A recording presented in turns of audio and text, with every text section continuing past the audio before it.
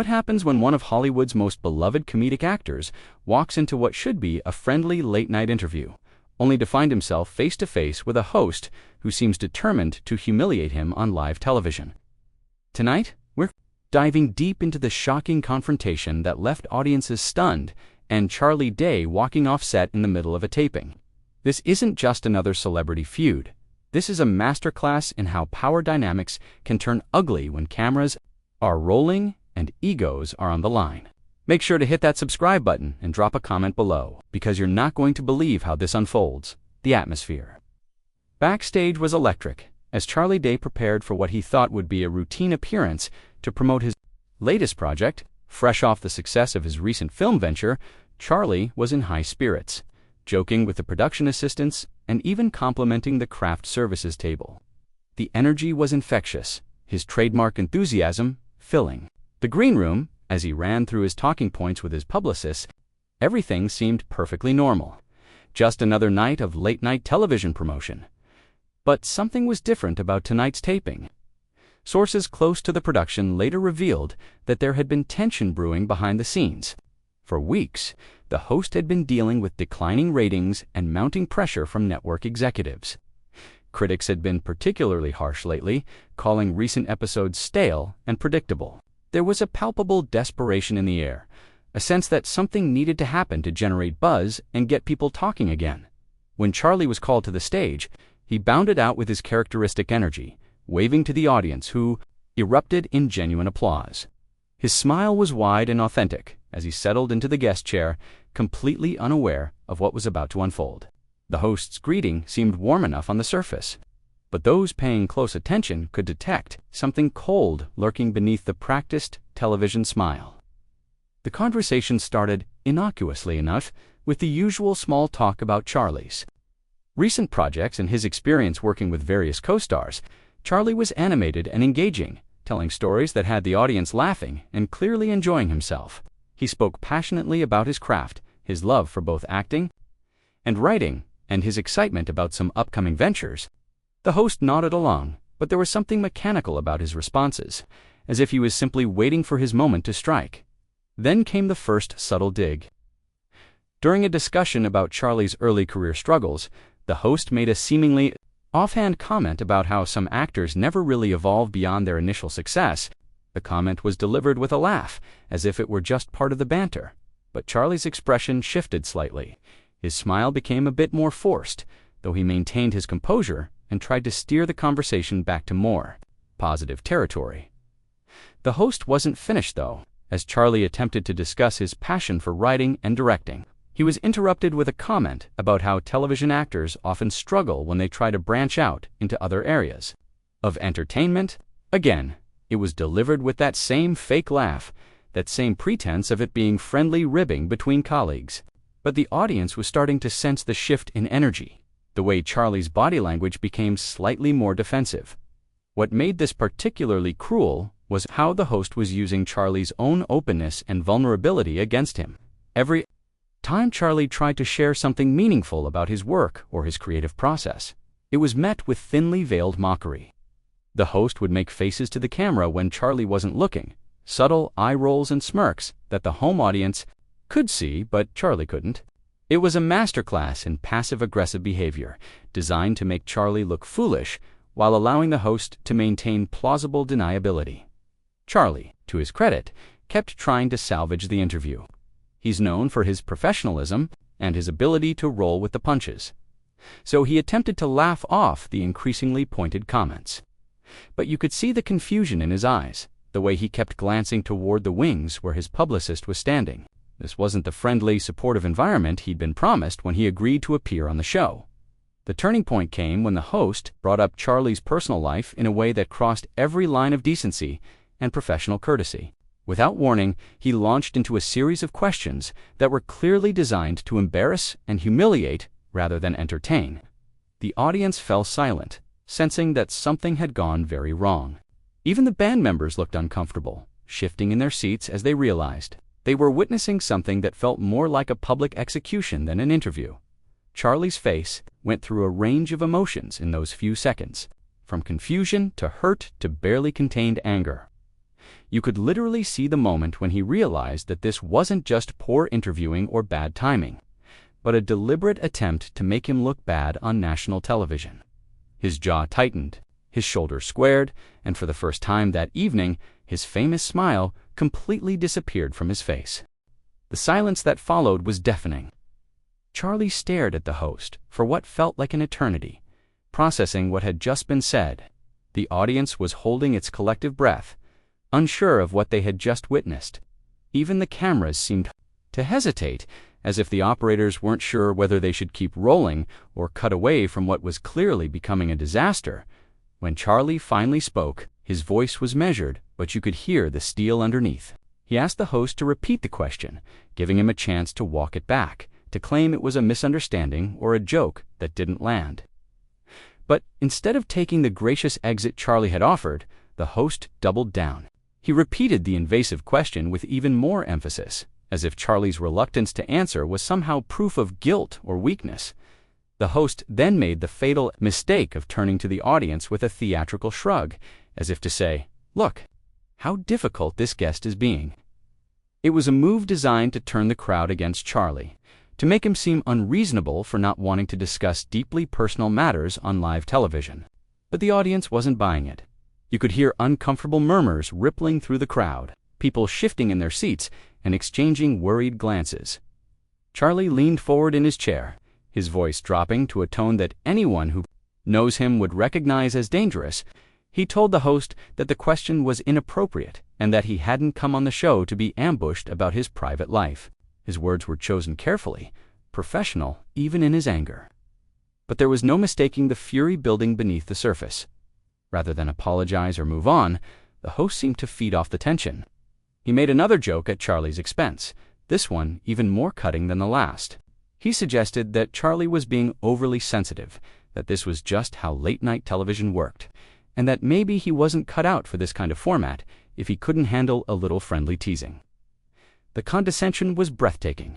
The way he spoke to Charlie like he was a child having a tantrum rather than a successful professional who deserved basic respect.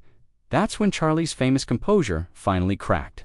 He stood up from his chair, his movement so sudden and decisive that it startled everyone on set.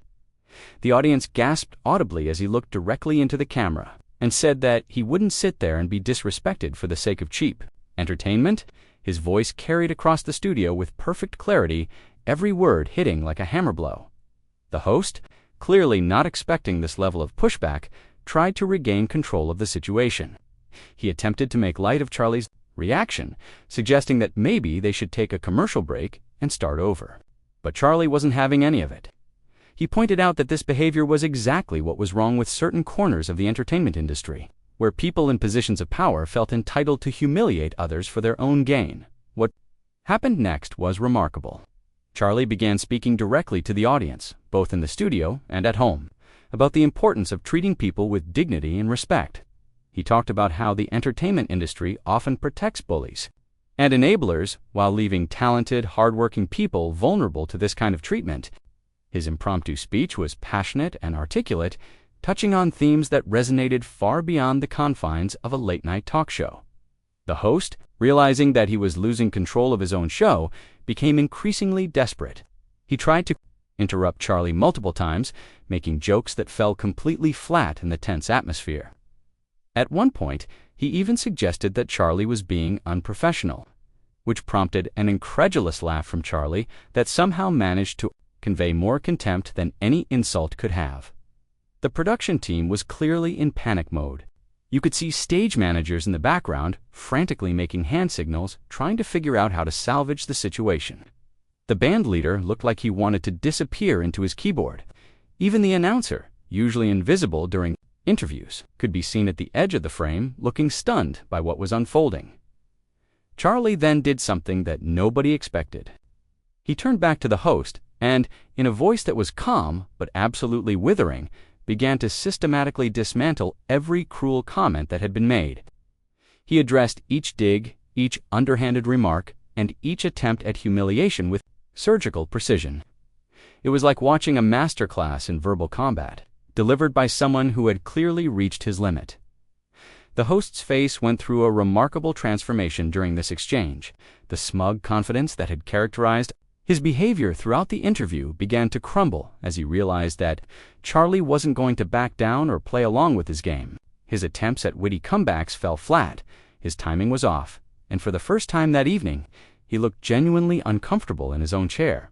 What made this moment even more powerful was Charlie's ability to maintain his dignity while refusing to be walked on. He never resorted to personal attacks or cheap shots. Instead, he focused on the behavior itself, calling out the unprofessionalism and the lack of basic human decency.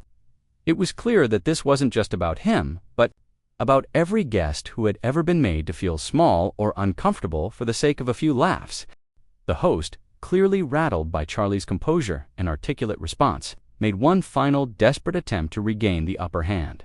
It was exactly the wrong thing to say at exactly the wrong moment. The comment hung in the air like a toxic cloud, and you could actually hear several audience members gasp at the sheer audacity of it. Charlie's response was swift and devastating. Someone, and laughing at someone, and that what had happened tonight was clearly the latter. He explained that comedy should lift people up, not tear them down, and that using a platform like this to humiliate guests was a betrayal of everything that late-night television was supposed to represent. The audience began to applaud. Slowly at first, then with increasing enthusiasm, it was clear that Charlie had won them over completely, that they recognized the dignity and grace he had shown in an impossible situation. The host looked around desperately, realizing that his own audience was now firmly on his guest's side. His face flushed red as the applause continued. He turned back to the host and delivered what would become the most quoted line from the entire incident. He said that respect isn't something you earn through intimidation or cruelty. It's something you give freely because it's the right thing to do. The words were simple but profound, and they hit the host like a physical blow. At this point, the host made his most catastrophic error of the evening. Instead of apologizing or trying to de-escalate the situation, he became defensive and aggressive. He raised his voice, pointing his finger at Charlie and suggesting that maybe Charlie wasn't as important as he thought he was. The comment was so petty and juvenile that even his own staff looked embarrassed, their heads and production assistants covering their faces in secondhand embarrassment. Charlie's final response was masterful in its restraint. He simply said that he hadn't come on the show to prove his importance to anyone.